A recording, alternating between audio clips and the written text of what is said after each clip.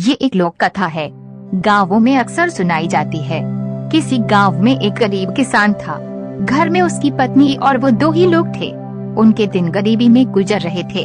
किसान के पास कुल जमा एक गाय और 2 बोरी अनाज ही था। पति पत्नी दोनों ही दिन रात अपने भाग्य को कोसते रहते, भगवान से शिकायत करते कि उन्हें इतना गरीब क्यों बनाया। इसी तरह से दोनों के दिन गुजर रहे थे। एक दिन गांव में एक साधु आया। वो गांव भर में भिक्षा मांगता हुआ उस किसान के घर भी पहुंचा। जैसे ही साधु ने किसान के घर आवाज लगाई, उसकी पत्नी और उसने अपने भाग्य को कोसना शुरू कर दिया। तुम्हें हम क्या दान दे महाराज, हमारा तो खुद का जीवन भिखारियों सा ही गुजर रहा है। ना कपड़े हैं ढंग के, ना घर में अनाज है। भगवान हमारे साथ इतना अन्याय कर रहा है, जबकि हमने तो किसी का कुछ बिगाड़ा भी नहीं है। साधु उनकी समस्या समझ गया। उसने कहा, देवी भाग्य भगवान नहीं बनाता, हमारे कर्म ही भाग्य बनाते हैं। भगवान तो केवल कर्मों का फल दे रहा है। किसान और उसकी पत्नी ने फिर जवाब दिया, बाबा हमने ऐसे कौन से पाप किए हैं जो ऐसा जीवन भुगत रहे हैं। हमने तो कभी कोई पाप किए ही नहीं, लेकिन कभी भी घर में एक गाय और 2 बोरी अनाज से ज्यादा कुछ रहता ही नहीं। साधु ने कहा, अगर तुम ज्यादा धन चाहते हो तो मैं एक उपाय सुझाता हूँ। अगर तुम मेरा कहना मानोगे तो जरूर तुम्हारे पास भी बहुत धन और संपत्ति होगी। दोनों पति पत्नी साधु के चरणों में बैठ गए। दोनों ने कहा कि जो आप कहेंगे हम वो करेंगे। साधु ने कहा, तो सबसे पहले अपनी ये गाय और 2 बोरी अनाज से भी बाजार में जाकर बेच दो। पति पत्नी दोनों सहम गए। महाराज, अगर ये भी बेच दिया तो हमारे पास तो कुछ बचेगा ही नहीं, हम तो और कंगाल हो जाएंगे। दोनों ने जवाब दिया।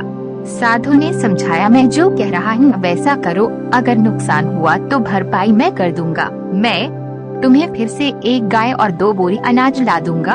डरते डरते दोनों राजी हुए। किसान ने बाजार में जाकर गाय और अनाज को बेच दिया, धन लेकर घर लौटा। फिर साधु ने कहा, अब एक काम करो, इस धन से उन गरीबों को भोजन कराओ जिनके पास खाने को कुछ नहीं है। किसान ने वैसा ही किया, कई गरीबों को भोजन करा दिया। ये बात गांव जमींदार को पता चली कि गरीब किसान ने अपनी गाय और अनाज बेचकर भूखों को खाना खिला दिया।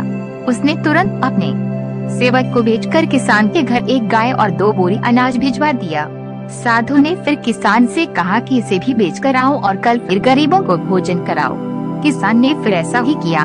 तो फिर किसी ने उस किसान को दान में एक गाय और 2 बोरी अनाज भिजवा दिए।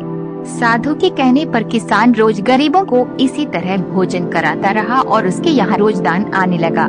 लोग उसकी मदद करने लगे कि ये किसान गरीब होकर भी भूखों को भोजन कराता है। धीरे धीरे उस किसान की ख्याति दूसरे गांवों में भी फैल गई। धीरे धीरे दान आने का दायरा बढ़ता गया। बहुत दिन गुजर गए। किसान गरीब से संपन्न हो गया। उसने एक दिन साधु से पूछा कि अचानक मेरे भाग्य में इतना अनाज और धन कैसे आ गया।